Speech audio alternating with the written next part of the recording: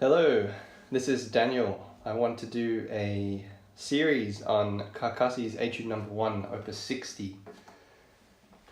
So opus 60 is a very popular set of etudes called the 25 melodic etudes, played by lots of guitarists for good reason. I think they're very fun to play. So each etude focuses on a single texture that's mostly repeated for the entire duration of the piece. So number 1, the one that we're going to focus on for this series, it looks at scale playing mostly. And it's a very interesting etude when pulled apart and looked closely at. So just to give you an idea of what some of the other etudes are about, you can see numbers 4 and numbers 8 here.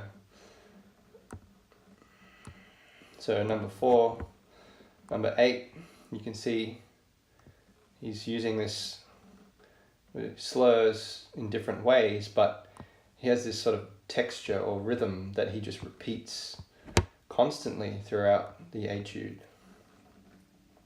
So number 4 sounds like this.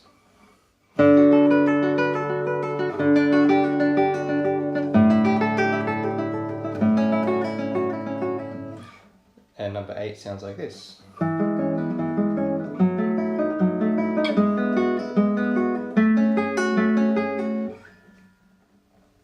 The etudes also focus on other things like melody and accompaniment texture. So we have numbers 6, which sounds like this, melody and a bass line.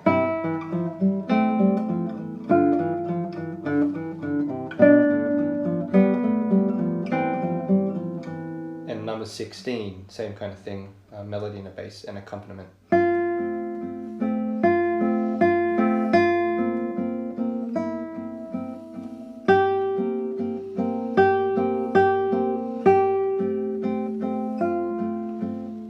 So if you've never heard them before, I hope that gives you just a very, very brief idea of what they're kind of about.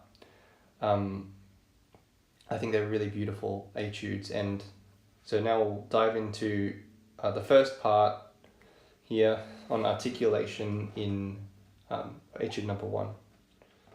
So the articulation, I think I'm starting with this because it's very important. I think it's a very important key part of this etude. Carcassi marks staccato at the beginning of the etude, which is circled there. And I think a lot of guitarists either overlook it or ignore it or don't do it convincingly enough so that it sounds like a clear staccato. At the same time, I've researched, I think, enough about 19th century performance practice to realize that 19th century guitarists liked variety. So if they wrote staccato, I don't think it meant every single note in the entire piece from start to finish is to be played staccato, but I think in general the majority of the piece should use a staccato articulation. So here's an excerpt of the piece which I think should be mostly played staccato, and you often hear it played legato, something like this.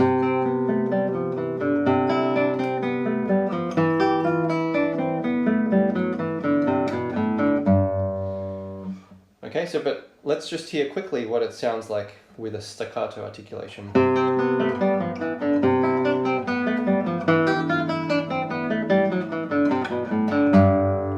Okay, so it's quite a different character, and it's quite difficult to execute a consistent staccato articulation on the guitar especially. And I'm going to demonstrate this for you now. So a large part of what makes staccato playing or consistent staccato playing difficult on the guitar is the difference between playing on a fretted note and an open string.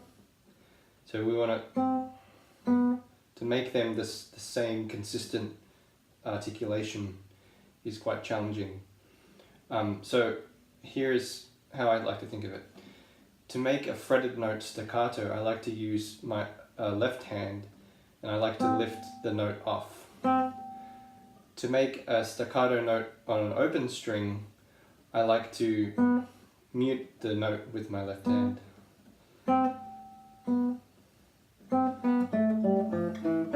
So if I'm playing that scale at the start of the etude, which is just like a C major descending scale,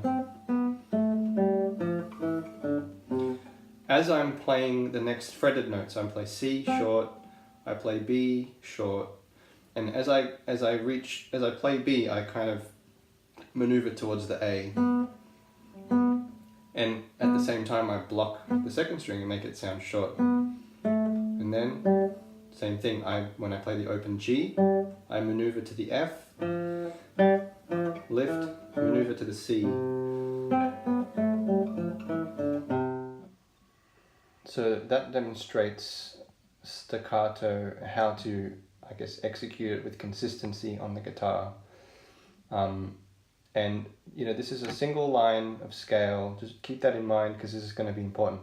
Single line scale writing, and I think that's why staccato works for this section. But we do get a change here later on in the piece, starting bar 23. I think we can use two articulations at once. So this is what I mean by variety. So 19th century guitarists they always liked variety. So in these measures you can see the bass line is written in half notes or minims, and the melodic line is written, or the top line is written in quavers or eighth notes. So I think we can make a distinction between the two in terms of articulation. I think we can make the bass note legato and the top note staccato. So it would sound something like this.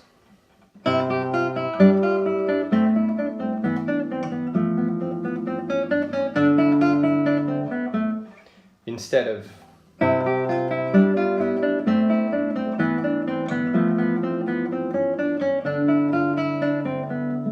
that. So two articulations at once for measures 23 to 26. That's quite challenging to do because you have to sustain with your left hand fingers. You have to sustain these notes. You have to hold them down. And again, this note, this G is open. It's an open string. This is fretted. This is fretted. This is fretted. This is fretted. That's open. So we have two open strings and the rest are fretted. So can be challenging to keep them exactly the same kind of duration. But that's the beauty of practicing. And then we have these to contend with. Same kind of thing as I was talking about before. We need to block the open strings with our left hand and lift off the fretted notes with our left hand.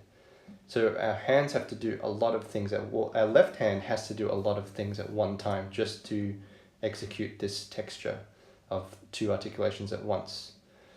But I suggest just practice it slow and really something I like to do, which is called divide and conquer. So I'd probably divide it up into little portions like that and try to practice, a group of 4 or 5 notes and really aim to get that.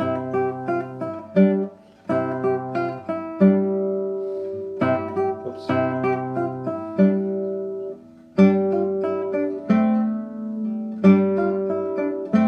I'm not doing too good.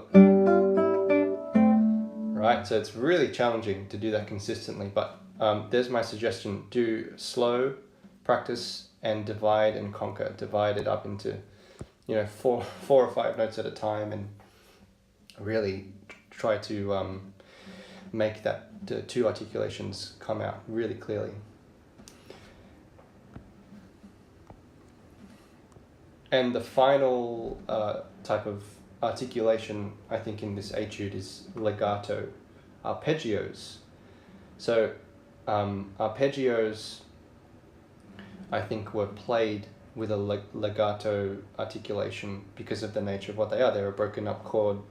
And Czerny, who was a pupil of Beethoven's, wrote this about legatissimo, which is a type of articulation. He wrote about articulation in a method book for piano, and he actually wrote about 5 different articulations. He not just 3, not just staccato and normal and legato, but 5 different types. So legatissimo is, you know, the most extreme form of legato.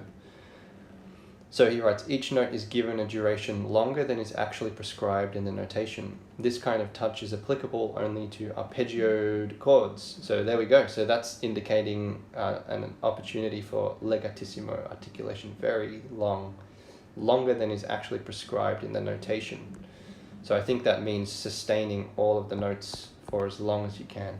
So the sounding effect, the result of that would be something like, I'll play it a little slow, something like this.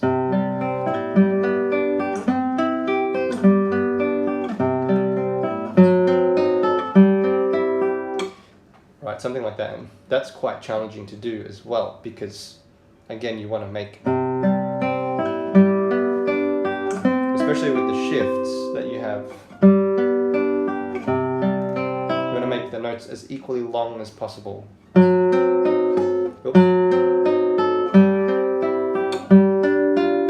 And so on. Okay? So those are the 3 types of articulation we're going to use. Right. So now I want to go to the full score here and just outline and recap what I just talked about, and also play the piece to demonstrate the articulation. So just ignore these markings for now. I'll cover those later on in the series, but let's just look at articulation. So you mark staccato here. We have these descending scale melodies here, single notes. So they can be played staccato. They can be played short. Remember to lift off your finger for the fretted notes and block the open string as you move to the next fretted note to make a staccato on an open string note. So that's quite challenging, but very doable. So the texture really starts to change here in measure 23, where we start to have 2 different note values at once, so 2 articulations at once. So the bass voice with legato and the top voice staccato, or each individual note staccato. So that kind of carries on until around here. Then we get single note scale passages, so that can be staccato again. And then we get the next contrast here, which is legato arpeggios. So that goes all the way to here.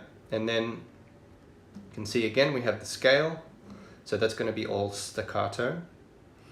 And then we have something I didn't really talk about, but right now we have short, and long. So we have a short chord with a rest, and a long.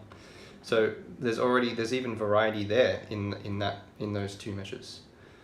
All right, so I'm gonna play it, and I'm gonna sort of talk through it as I play a little bit as well, just to make it as clear as possible. So I'm gonna begin with the staccato articulation.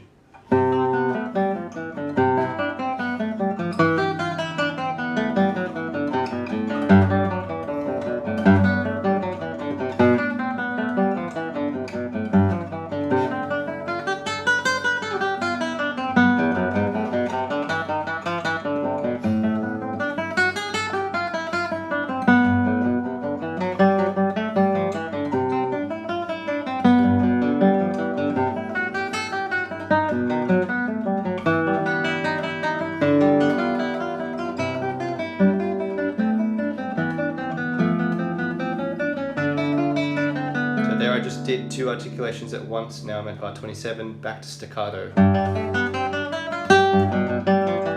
now legatissimo arpeggios.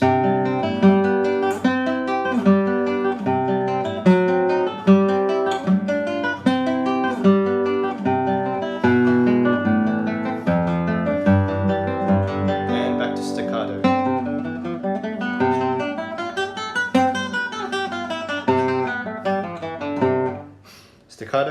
Staccato, and legato. All right, so just talking about articulation, hope you'll agree that there's a lot of interesting variety, contrast, just in the realm of articulation to explore with this etude. And I think it brings it to life already, even without any of the other considerations, without talking about anything else, dynamics or anything like that. I think it already makes this etude come to life by just thinking about those articulations. So part 2 will be on dynamics, and thanks for listening.